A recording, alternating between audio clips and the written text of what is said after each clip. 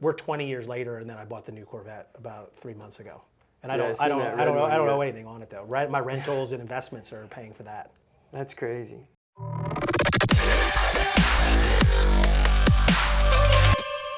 My name's Colton Hockensmith. Nice to meet you. Nice. So are we actually Facebook friends? Yes, I added you Okay. on Facebook a couple months ago, and then I Awesome. started to see what you were doing, and I'm like, you know, my parents really instilled in me, and grandparents, do the 401k, work for somebody else the rest of your life.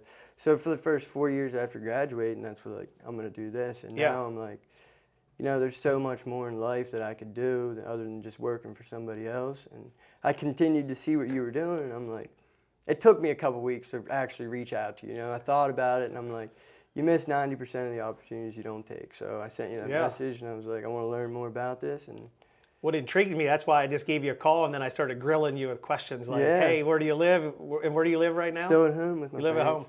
at home. And then I asked you about if you had a car payment, and what did you say? I said that I did have a car payment. I had a Tacoma, paid $218 a month. Then I went and found a little car that gets 47 miles to the gallon, and it cost me $47 to fill it up. Yeah. Can't beat that. And what made you do that again? Your post about the Prius. You were driving the That's Prius awesome. for like 5 years, and I'm like, all right, maybe I should do that. And so I went with that road. What did the people around you think when you were doing this? Not much. No one said anything like, you're crazy, why are you doing that? Yeah, no. Just kind of do my own thing. Now, when you say you live at home, do you live in John's house or no? No. Okay. So that's my stepdad. I live with my actual dad. You live with your actual dad. Yes. Okay, cool. And you work with Currently right now. who do you work with? With John. Yep. Cool. And that's what was kind of like that. I was really pressured into that when I first turned, but there's no. Hey, you got to start. You got to I start know, somewhere. yeah, So that's you where know I how was to at. do. You know how to lay block and oh all yeah, that stuff. I'm in the hole doing the block. You know, I've concrete. laid block before. Really? That is one of the hardest I things know, to do. and I started doing it with him when I was 15, laboring for him. I mean, it's hard work, and it taught me like I can really go out there and do Anything you know, pretty much anything. Can you lay brick too? Yeah. I've laid brick and I've laid block, and I can tell you there's no harder job in the not at world. all. Like the 12 blocks, it's big, it's heavy weight to be carrying around. But I've also learned a lot more things through my dad. Like I can do a lot of electrical work, Okay. drywall, painting, floors, you know. And that's what key to me right now. Like I feel like I need to open my variety of things that I can do myself if I want to get into real estate. 100%. You know? I feel like you could save a lot of money doing it So myself. I guess you followed some of our stuff about either house hacking or how you would buy your first house. Have you given some thought about that at Yes, some and point? that's what I was asking some question that I have right here. Go ahead. Let's go right into it. All right. Oh man, you are holy cow. I just want to know, you know, I got a couple things I got to ask. Okay, so my first one, what would be your biggest crucial step to starting out in real estate for a beginner? So I will tell you what I did. So I started out in construction. So I learned the construction side of things first. Now, I've never worked for anyone else. I've always worked for myself. Right out of college, I started working for myself.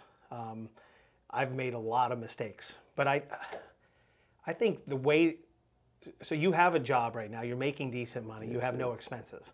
Yep. I really think buying a 2-unit or a 3-unit or a 4-unit, saving up some cash and buying something where you're going to live in it.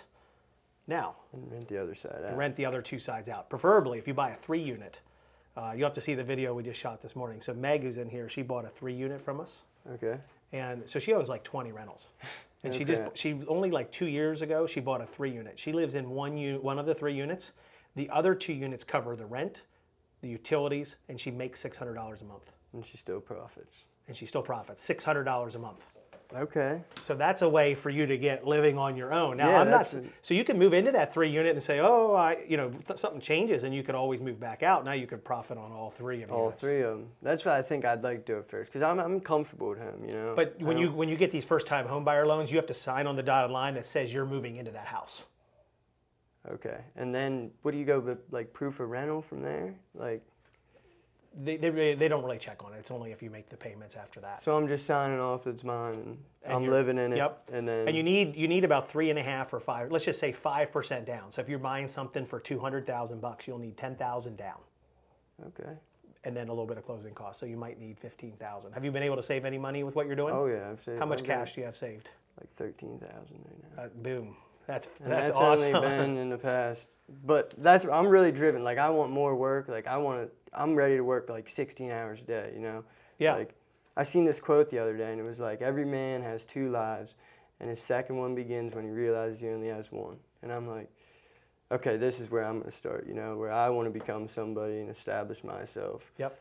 You know, and that's where I'm at. We did that out of college. I worked out in the field, you know, doing stuff, you know, construction. When I grew my company, I actually hired people in the office, and I was out there with the guys, like 6 or 7 guys doing all the work. Doing the work. Because I felt like I could push them. Now, I feel like I stayed in the field too long.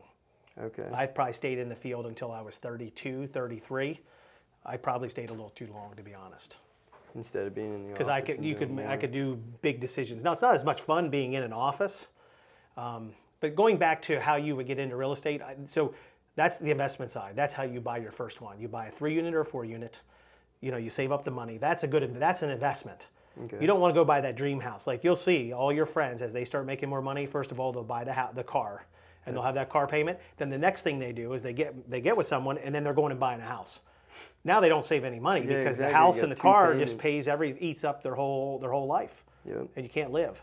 So you're on the right track, living differently than everyone else right now, so that eventually you can buy all the stuff that you want. So. Yeah, and it's a lot harder to put that in the action, you know, because I see my friends doing a lot of things, but it's all self-control right here. And, like, I see where I want to be in 30 years, and I think it would really pay off, you know. Like, well, Brian in here. So, we'll bring Brian back in here. He's 25. Okay. We'll have to ask him how many rentals he owns. I think he's got like 20 rentals. He was cutting his own hair to save money for a while. I mean, he's a Nazi.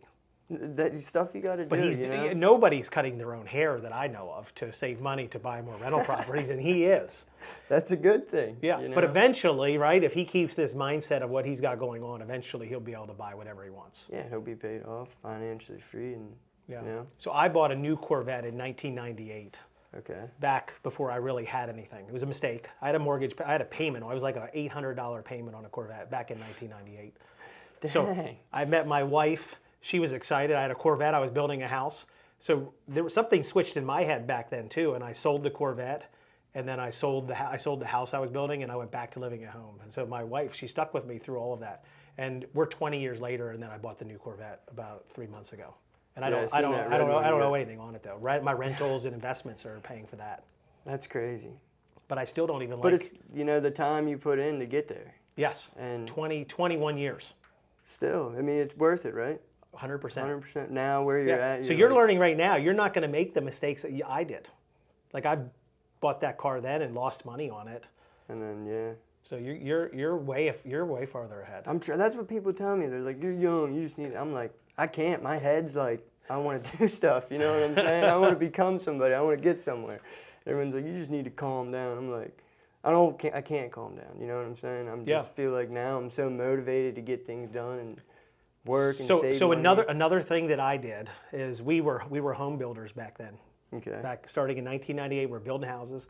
Then the economy started to tank in 2006. You probably aren't aware of that. 2006 and 8. Yep, it was a terrible time. Couldn't build a house to save my life and make any money. So what we did is we became realtors. So I'm a realtor. I did that for 13 years. So when you're a realtor, and I'm not saying you have to be a realtor, but I'm just pointing out another way to get into real estate, is you can make good money as a realtor. But guess what you're doing every single day when you're in real estate as a realtor? Take a guess. Selling houses, talking You're to looking people, at houses. You're talking to people. Just constantly. You're building relationships. You know, kind of what And you're that's doing. what's What you're key, doing yeah. every day right now. It's hard for you to build. Like you're with the wall, right? And that's where I'm like, you know, now that I like thinking about opportunities and where I can go and building relationships for me is just key. You know, like networking, be able to get out and speak to people and learn things like. That is really key to me now. Like, my brain's like a sponge, you know. When I was a little younger, I was like, you know, school, no, I don't want to do this, you know.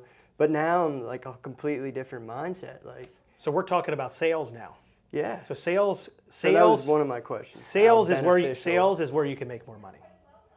If you make more money, you can invest more money. That's the way I see it. You're limited at what you can make, you know, at a W-2 job all the time. But if you get into sales in some way, you can work those 100 hours a week, and it pays off.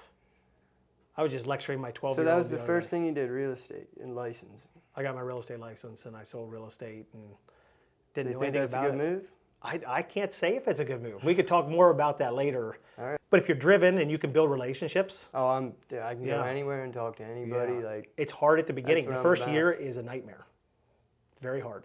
again, until you build relationships. Once you with have people those and then relationships- people give you your trust, Yeah. and you're there with them. Yeah. I would Totally only, understand and I tell this to everyone in here, I would only be a realtor as if I was planning on investing in real estate because, I mean, it's nights, weekends, it's all the time. I don't know if it's a lifestyle everyone would want, but if you can dive into that lifestyle to get a different lifestyle with the rental properties, then that's the way to go.